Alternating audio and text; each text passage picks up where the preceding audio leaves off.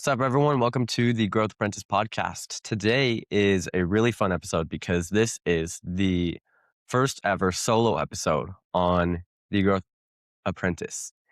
And today we are going to be talking about the top 3 most beneficial beliefs that have helped me the most in my life. And I believe if you adopted them, they would be incredibly beneficial to you too. All right. So the first belief is that you are coachable.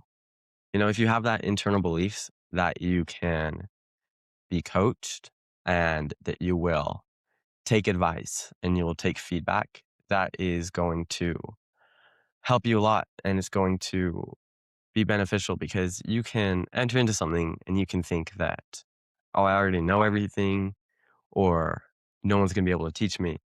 But if you enter it thinking that, maybe there are people that know more than me, then the rate of improvement is going to be a lot faster if you actually take advice from people who have already been there. And I remember there was this time when I was about maybe 12 or something, and a whole bunch of my cousins had just gone and gotten a haircut.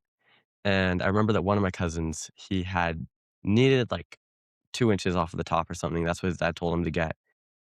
And he was like, oh, let's just start with 1 inch off of the top. And so they did 1 inch off of the top. He got his haircut. And then he looked at it. He's like, oh, wait, that wasn't long enough. You're right, Dad. Let's do 2 inches. So the barber cut it to 2 inches. Then I remember my uncle was talking with my dad about how you don't see that a lot, being able to say, oh, I was wrong and you were right. Let's do it your way. You got to humble yourself to be able to do that. And so I was 12 and I'm like, dude, if I just adopt that belief, if I inherit that, then I'm going to excel a lot farther. And so I decided then that if I were to adopt the belief of being coachable, of humbling myself, then I would be able to improve so much more.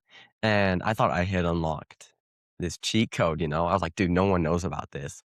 That if we actually listen to what people who are ahead of us say, we will improve way faster, right? Because they're trying to help us. And so that's when I adopted that belief that being coachable is important.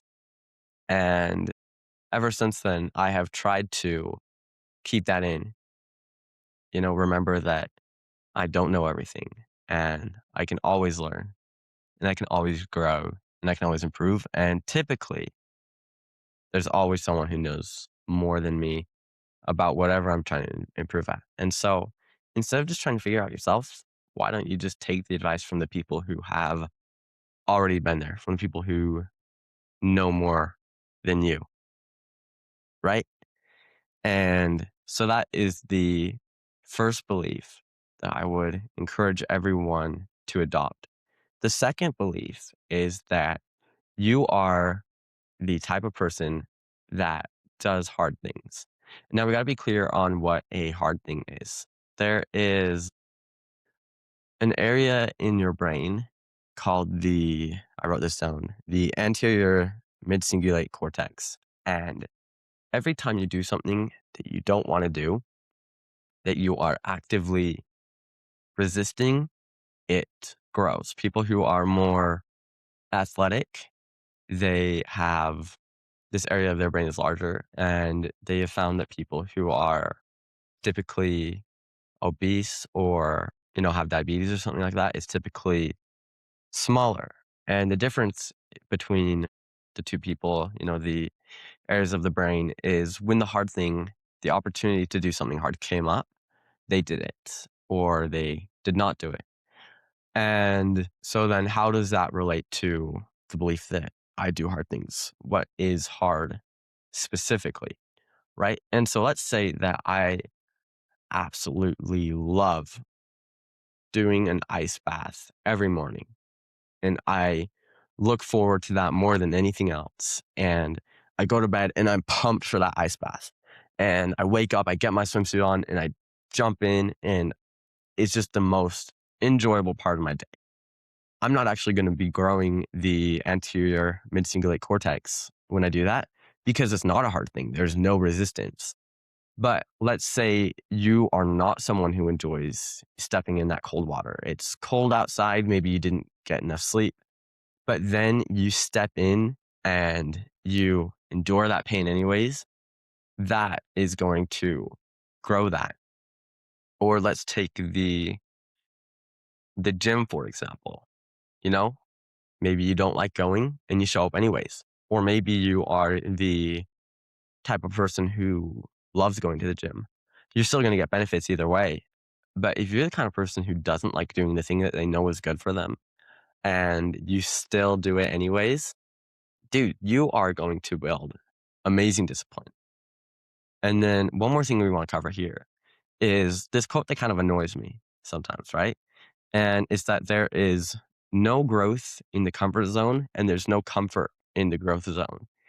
And the reason that that kind of bugs me sometimes is because as you improve, your comfort zone is going to get larger, right? The things you're comfortable doing is going to expand. And so that means hard things are always going to feel hard, right? Like I might get to the point where I can do an ice bath now and, it's not that hard to get in the water, but now I've got to find something new and something that's even harder. And so if you feel like you're the kind of person who, dude, you're way too far behind and you're never going to build that discipline, just know that the people that are still building the discipline and still improving, if they quit doing the hard things, then they're not going to get any benefit. And, they're still facing the same struggle as you, right? They still have to actively turn away from the path of least resistance. And so your hard things don't compare to what is hard for other people.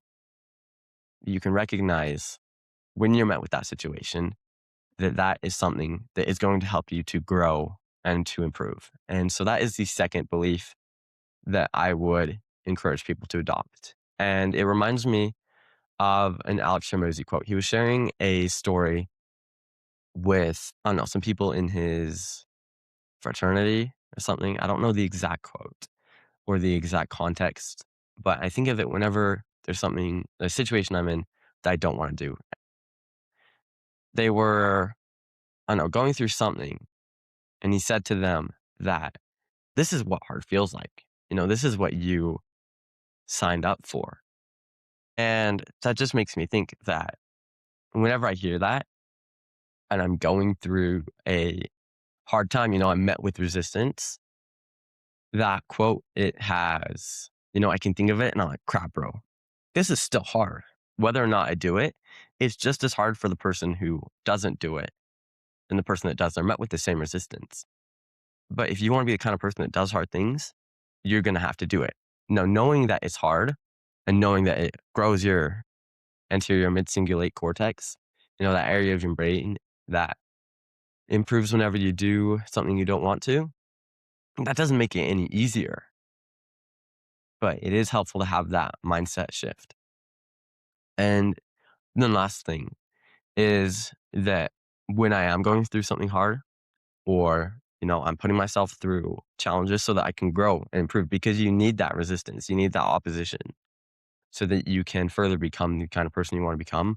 I just remember that these are the things that I have asked God for, right? People say, be careful if you ask God for something because he might give it to you. I've asked God to help me become the man he needs me to become. I've asked him to build me to that person.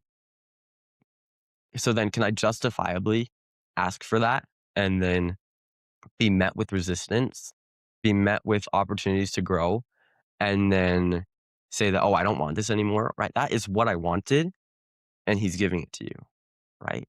And so if you're praying for things, if you're wanting improvement, you're probably going to get it, and it is going to be a path of resistance.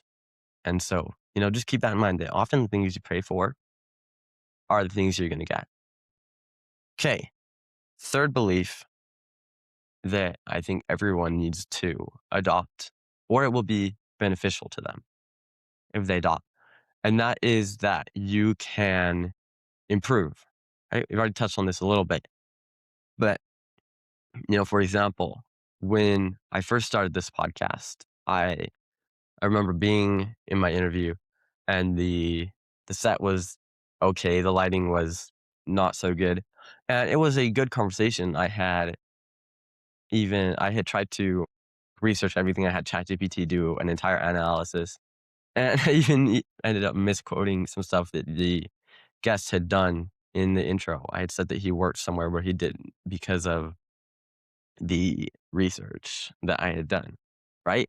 And so it wasn't a bad episode, but if you compare that to my episodes now, they have definitely gotten better. But then if you compare my episodes now to like the Diary of CEO or any of those super established podcasts, it's like, dude, you got a long way to go. It's like, yeah, I do. I mean, Stephen Bartlett, he's the host of my favorite podcast, the Diary of CEO. When he started, dude, it wasn't the same production quality. It was not. The audience wasn't as big as now. And there's always going to be room to improve, right? Let's take the gym, for example. When I first started going, I remember that first time that I bench pressed 135 pounds, that was the coolest thing to me, right? For about 2 minutes, and then I didn't care anymore. But my cousin and I, we would talk about it all the time. We would text each other, and he'd be like, "Hey, did you bench 135 yet?" And he had hit like a month ago, and I was way behind because I'd broken my arm that summer. And I was like, I hit it, and I was like, "Dude, let's go." And now I can bench press way more than that. I can lift way more than I was before. Within a year, I added over 100 pounds to how much I was able to lift. And it was slow progress, but it was consistent progress. And you just stack that consistency over time, and you are going to improve.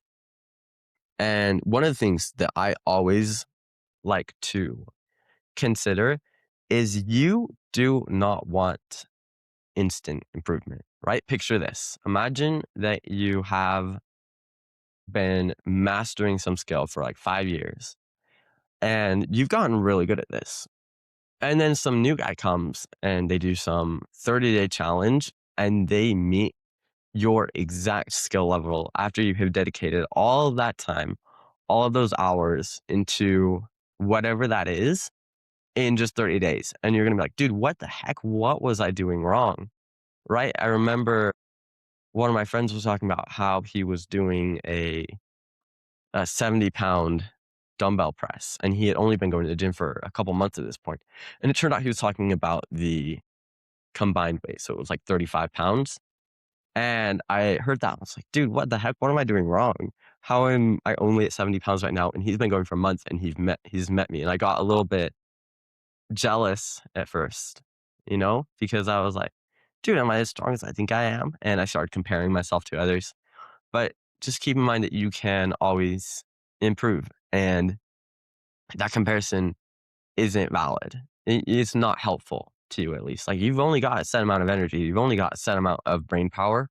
What if you shifted that from comparing yourself to others to instead, just putting in the time, putting in the reps, building the skill, right? And so if someone could come in a month and meet you where you're at after you have been doing it for a year, 2 years, or 5 years, and that frustrated you, then why would you want to be able to meet that same level, or why would you think it's even possible to meet that same level of proficiency of being able to do something well after just doing it for 30 days? Like, you'll see those challenges, those YouTube videos of like 30-day body transformation. You can definitely make progress, but dude, mastery takes time. And that's something I'm willing to recognize, especially with the podcast. If I want to improve this, if I want to improve my thought articulation, taking something from my head to an audio that you guys can listen to and that can benefit you guys, it's going to take time. But it would be insane if I did this every week for the rest of my life. If I had a guest on here, if I did some more solo podcasts, if I continually improved this and my podcast wasn't way better in 20 years, right? If you were going to the gym, I use the gym a lot as an example because it's very relevant to me. And I feel like it's very relevant to a lot of young men. If you were going and after a year and you've been doing the sleep, you've been doing the diet, you've got some awesome coaching and training plan to get yourself improved in the gym. And after a year, you didn't improve, that would be illogical, right? That wouldn't be possible for you to put in that time, put in that effort and not improve at something, right? And so you will get better, right? You just have to look at what are the things I need to do that would make it illogical not to succeed at this. And then you just got to play the long game, right? We were talking about hard things earlier. Both the person who does hard things and the person who doesn't, they're both met with the same challenge. They're both met with resistance. The difference isn't how much resistance you're met with. The difference is how you respond to that. And so if you're the kind of person who does, you do want to be at the 1%, you want to be at the top of everyone, then anytime you're met with a challenge, anytime you're met with a difficulty where it's an opportunity to improve, you can say to yourself, look, this is where other people drop off. This is where other people stop, right? And then maybe that will be your fuel to keep going. So, in summary, you got to be coachable, right? You do not know everything. I don't know everything. And you got to be able to do hard things. And you got to recognize that it's always going to be hard. You're never going to reach a point where there's no new hard that you can achieve, right? You can grow your comfort zone, that things that used to be way out of your reach they're now in there, right? And then, you can always improve. You can always get better. Accept that you are going to not be very good at something when you first start. And it would be illogical for you to meet the same level of the people you're comparing yourselves to. And so, look to the people who are ahead of you for guidance. Look to the people who've already done it for coaching, and they can help you get there faster, right? But don't compare yourself to them. What benefit do you get by comparing yourself to someone who's been in the game way longer than you, right? And so those are the beliefs that I have noticed have had a very beneficial effect on my life. And, I encourage you to play around with them, especially all of them. That top one has been a really big one for me because if I'm always coachable, dude, I'm going to improve so much. If I will humble myself, right? God tells us to humble ourselves and be like little children because children, they'll adopt beliefs. They're not so set in their ways. And then you get older and you start thinking, oh, I know what's going on. And you don't listen to people, right? And I notice myself doing that as I get older and I try to maintain that belief of being coachable and then doing hard things. Recognize that it's always going to be hard and you can always improve. Go out there and win, brother.